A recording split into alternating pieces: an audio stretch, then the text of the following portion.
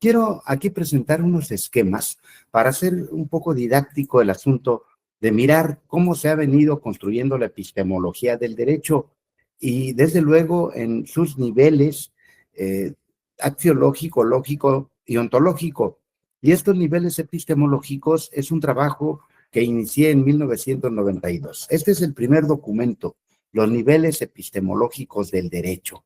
Como ustedes recordarán, pues hace más de 3 décadas se planteaba un escenario solamente monista del estudio del derecho y se afirmaba que era estrictamente una ciencia normativa. Entonces, en el eje de la lógica, el estudio de normas, de un afianzado positivismo, focalizando como centro de interés la validez del derecho. Este es un enfoque teórico general de nuestra disciplina, cuyo resultado devenía en prescripciones que constituían la doctrina normativa, ¿verdad? Sin embargo, desde esa época, con luces de autores connotados nacionales y extranjeros, nos dimos cuenta muy pronto en esa época que había que ampliar el horizonte de conocimiento de una teoría del derecho, no una teoría solo general como se había afirmado, sino una teoría, llamémosle holística, del fenómeno jurídico. ¿En cuántas dimensiones podríamos reflexionar acerca de nuestro objeto de estudio? Y de ahí derivamos que en 3 dimensiones se constituían niveles epistemológicos del derecho, y así abordamos el plano axiológico, afincado en la reflexión valorativa, el estudio de valores. Esta tendencia la traía ya de antaño el naturalismo del derecho, focalizando el tema de la justicia, ¿verdad? Desde un enfoque filosófico a la luz de ciertas justificaciones de este carácter que permitían seguir construyendo doctrinas, ahora normativas, con enfoque valorativo. Y después nos dimos cuenta también que había escenarios que tenían que explorarse desde el plano ontológico, revisar el tema empírico, cómo se presentaba tanto el impacto del derecho desde la perspectiva de la función de las instituciones adecuadas para abocarse a la adecuación del derecho de las normas jurídicas a los casos concretos, y desde luego también cuáles eran las causas que devenían en que ciertos comportamientos fueran normados. Entonces, desde la perspectiva ontológica, revisar los hechos, las causas y consecuencias del derecho. Esto se emprendió, como sabemos la mayoría de los juristas, desde el enfoque del realismo sociológico jurídico, inicialmente como un sesgo de la reflexión filosófica, pero con el tiempo adquiriría naturaleza propia la sociología del derecho, que revisa la eficacia del fenómeno jurídico, su enfoque sociológico que deviene en explicaciones o teorías con constructo explicativo. Por ello, entonces, en este momento al que me refiero, hace más de 3 décadas, sitúo la fecha de 1992, en que construí este documento que focalizaba 3 elementos esenciales de reflexión acerca del fenómeno jurídico. Al centro, la validez del derecho, que era en ese momento, y lo sigue siendo también, la búsqueda de validez o invalidez de las normas jurídicas en los ordenamientos normativos. Entonces, la validez puesta al centro como principalísimo interés de los juristas. Y enseguida sus derivables, reflexión sobre justicia y eficacia del derecho. Este documento lo traigo a cita porque sin duda ha tenido prosecución, porque han existido derivaciones de lo que puedo afirmar como niveles epistemológicos del derecho, que inicialmente podríamos sostener que son niveles que se pueden trabajar en su puridad, es decir, niveles puros, pero sin embargo, parece que razonablemente se pueden los fenómenos jurídicos cruzar por estas 3 lentes, llamémosle así metafóricamente, 3 lentes de observación del fenómeno jurídico. Entonces, todas las instituciones admitirían este cruce a la vez de saber si son justas o no, si son válidas o no, si son eficaces o no, estas instituciones normativas, todos los asuntos de carácter jurídico.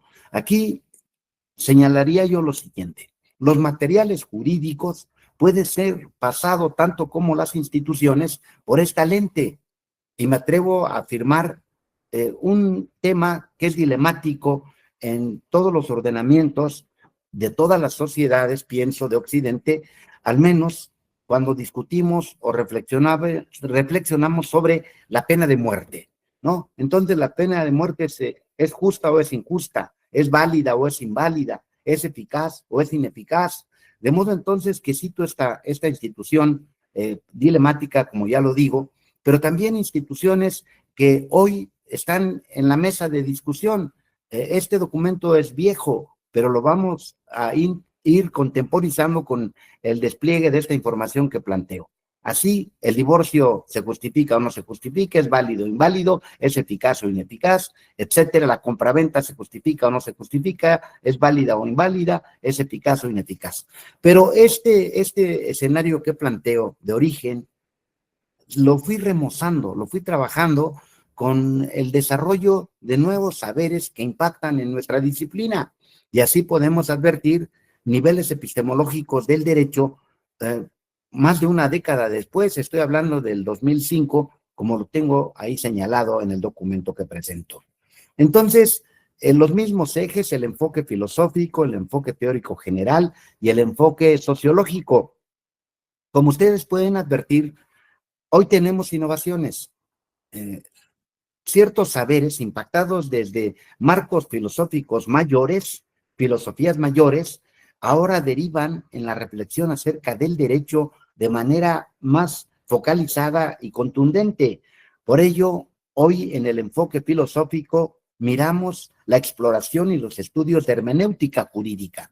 Y la hermenéutica será una ruta que abone al campo de la valoración de los fenómenos y desde luego de las normas en el escenario y en el entramado de los valores imperantes en nuestra sociedad.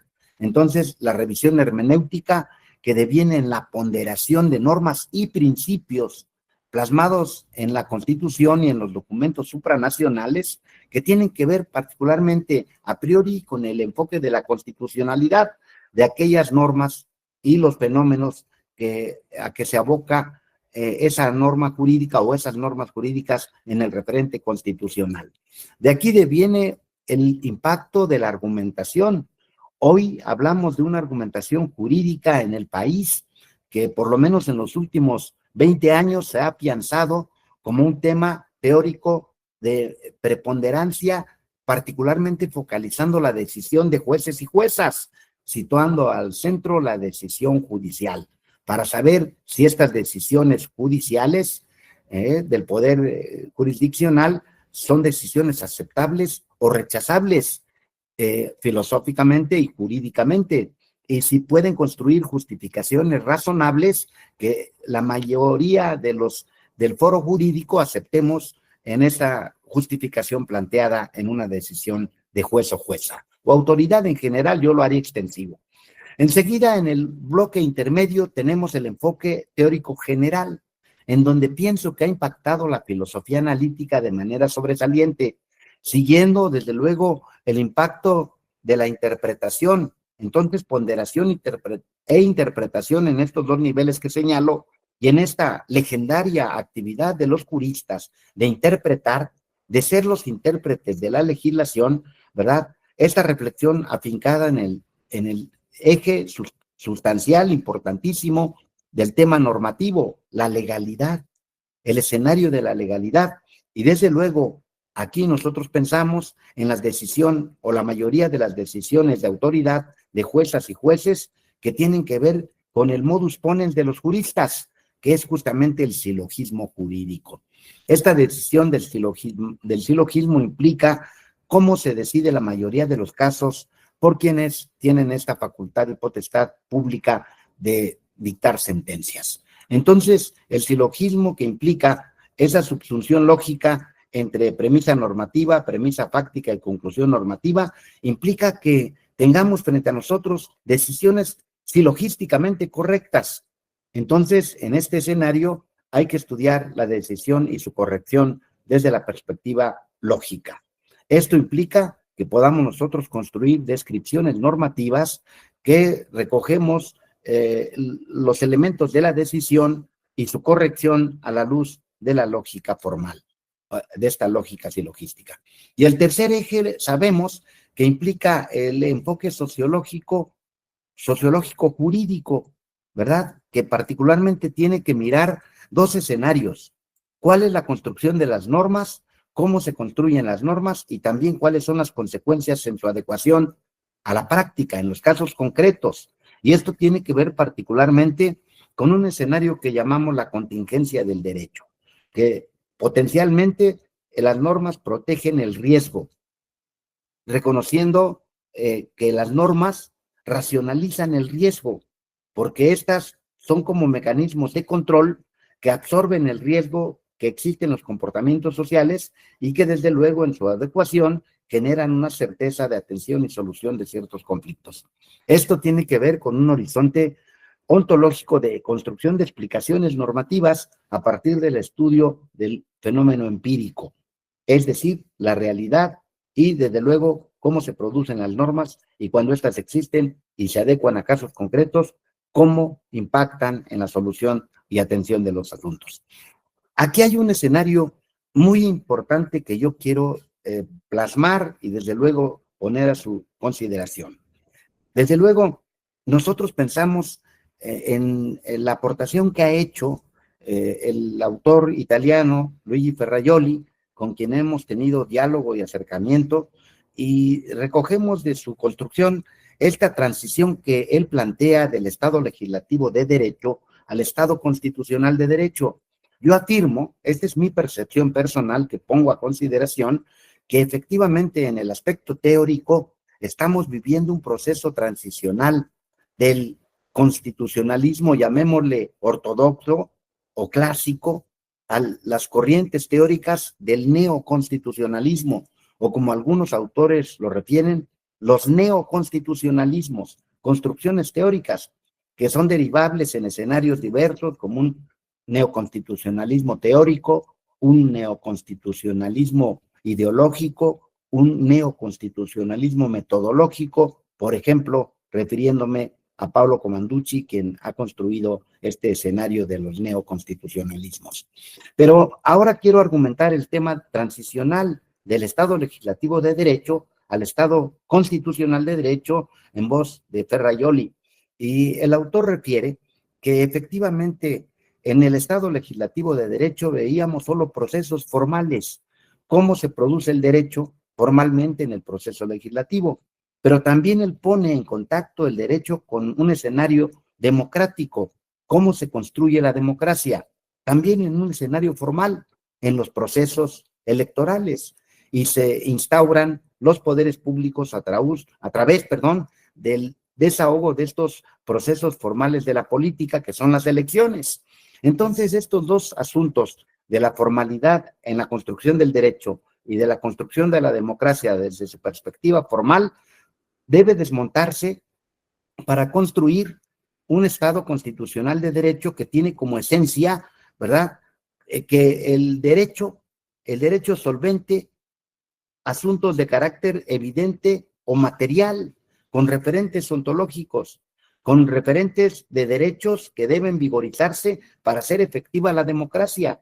Y este autor refiere dos escenarios de la democracia: su construcción formal, que deviene en democracia sustantiva, y su construcción material, que es un deber público una vez instaurados en el poder de los gobernantes, de la democracia material. Entonces la democracia material también es democracia esencial. Entonces hay democracia de procedimiento, que son procesos electorales, y democracia material, que es la solventación de necesidades. Entonces, en esta ruta, el poder público está obligado a solventar necesidades básicas en un escenario del Estado constitucional de derecho. Con más argumentos, que en este momento el tiempo sería insuficiente para ir desglosando cada uno de los aspectos que el referido autor maneja, vemos cómo hay un escenario transicional del Estado legislativo de derecho al Estado constitucional de derecho. Pero no solo sería la voz de Ferrajoli. Yo soy partidario de los neoconstitucionalismos y creo que teóricamente se pueden fundamentar en esta construcción que se hace de la interpretación de la Constitución de 1949 de cuño alemán, signada en la ciudad de Bonn después de la Segunda Guerra Mundial, que entraría en vigor solamente hasta 1989, ¿verdad? Que es cuando se presencia en el mundo el tema de la reunificación de las dos Alemanias y que esperó toda esta etapa extensa para que entrara en vigor la Constitución de Bonn. Entonces, tomando como referente el principio de reserva constitucional plasmado en la Constitución alemana de Bonn, de la defensa y protección de la dignidad de la persona humana como prisma de todos los valores, la dignidad humana hoy representa un principio inamovible en el constitucionalismo contemporáneo. Por ello, se ha sentado un Estado constitucional de derecho protector de este principio de reserva de las constituciones contemporáneas. De ahí el tema de los neoconstitucionalismos que tienen como piedra de toque la defensa y protección de la dignidad de la persona humana.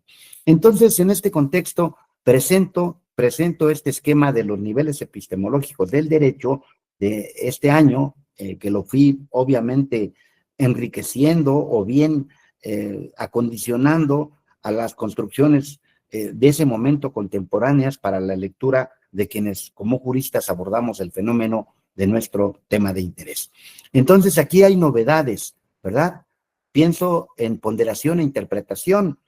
Por mucho tiempo, en una legendaria historia del imperio de un positivismo intenso, solo se hablaba de interpretación, ¿verdad? Y aquí debemos advertir que en este momento histórico empezamos a juntar interpretación y ponderación como dos posibilidades de abordaje del fenómeno jurídico, que es precisamente el asunto que tiene que ver con la norma y la moral y derecho.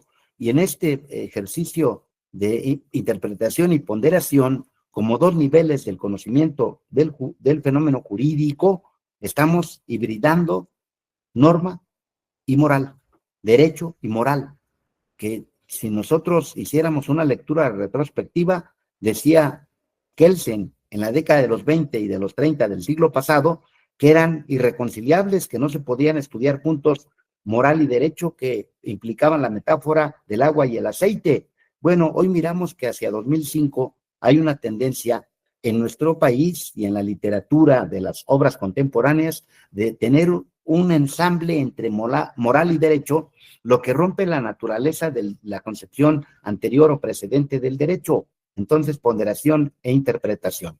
Esa es una novedad interesante. Enseguida, el tema de constitucionalidad y legalidad, y un hallazgo notable es la decisión de autoridades, particularmente focalizando la decisión de jueces y juezas. Argumentación y silogismo.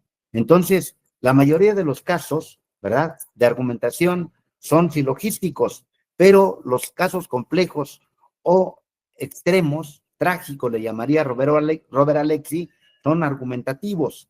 Y aquí quiero hacer énfasis en lo siguiente. La teoría de la argumentación jurídica impacta en los niveles epistemológicos del derecho.